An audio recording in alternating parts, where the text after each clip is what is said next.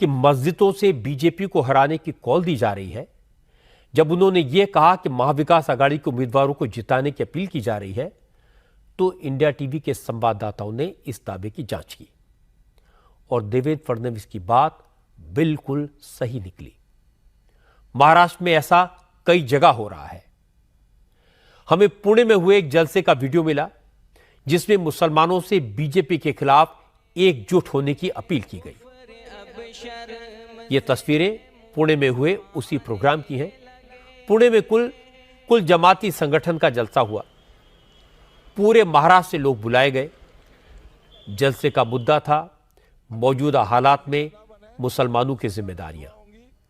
इसमें तमाम मुस्लिम तंजीमों के लोग पहुंचे और मुसलमानों को सबसे बड़ी जिम्मेदारी यह बताई गई कि किसी भी सूरत में केंद्र में फिर बीजेपी की सरकार बनने से रोकना है। किसी भी कीमत पर नरेंद्र मोदी को तीसरी बार प्रधानमंत्री बनने से रोकना है। मजे की बात यह है कि सैकड़ों लोगों की भीड़ के सामने स्पीकर्स ने यह बात साफ साफ लफ्जों में खुलकर कही। मुस्लिम पर्सनल लॉ बोर्ड के प्रवक्ता मौलाना सज्जाद नुमानी ने कहा, वो जो समझा सकते हैं समझा दिया, जो कह सकते हैं कह दिया। अब इससे ज्यादा कुछ नहीं कह सकते कि देश का संविधान बदल जाए, आरक्षण खत्म हो जाए, मुसलमानों को और मुश्किलात का सामना करना पड़े।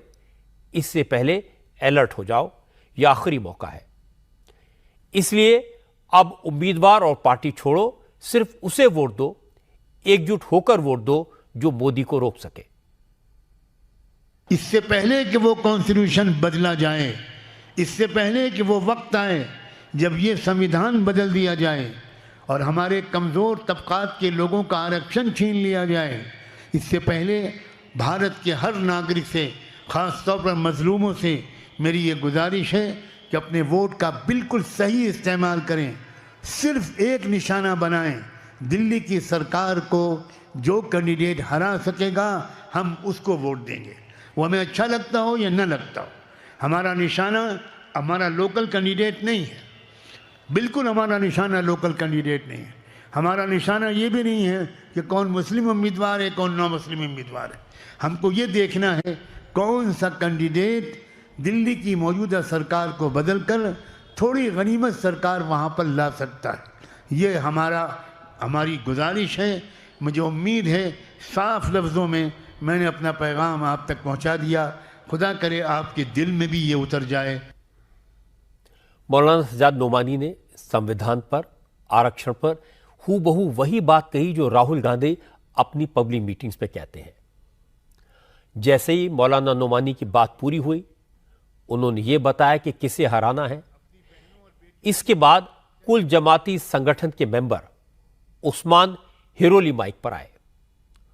उस्मान हिरोली ने उन उम्मीदवारों के नाम बताए जिन्हें जिताना है, जिन्हें महाराष्ट्र में जमात ने सपोर्ट करने का फैसला किया है। कुल जमाती तंजीम ने यह फैसला किया है कि पूना शहर और जवार और अतलाफ के 4 कैंडिडेट्स की हिमायत की जाए, जिसमें पूना शहर से जनाब रविंद्र धंगेकर, जिनकी निशानी हाथ का पंजा है, उनकी हम हिमायत करते हैं। इसी तरीके से शिरूर कॉन्स्टिट्यूंसी से जनाब अमोल कोल्हे साहब को की हम हिमायत करते हैं, जिनका सिंबल तुतारी है। इसी तरीके से बारामती कॉन्स्टिट्यूंसी से हम मोहतरमा सुप्रिया सुले की हिमायत करते हैं, जिनका सिंबल तुतारी है। और इसी तरीके से मावल कॉन्स्टिट्यूंसी से मोहतरम जनाब संजोग वाघेरे की हिमायत करते हैं, जिनका सिंबल मशाल है। इन तमाम 4 कैंडिडेट्स की हम हिमायत करते हैं और तमाम भाइयों से अपील करते हैं कि इन 4 उम्मीदवारों की भरपूर हिमायत करें और इन 4 भाइयों के ताल्लुक़ से घर में, अफराद में, दोस्त अहबाब में बात चलाएं और इस बात का ख्याल रखें कि तुतारी की निशानी, मशाल की निशानी और हाथ के पंजे की निशानी, इन बातों के अपने घर वालों को, अपने दोस्त अहबाबों को आप साफ तौर से वाज़ेह तौर पर बता दें। एक फर्क नोट करने वाला है।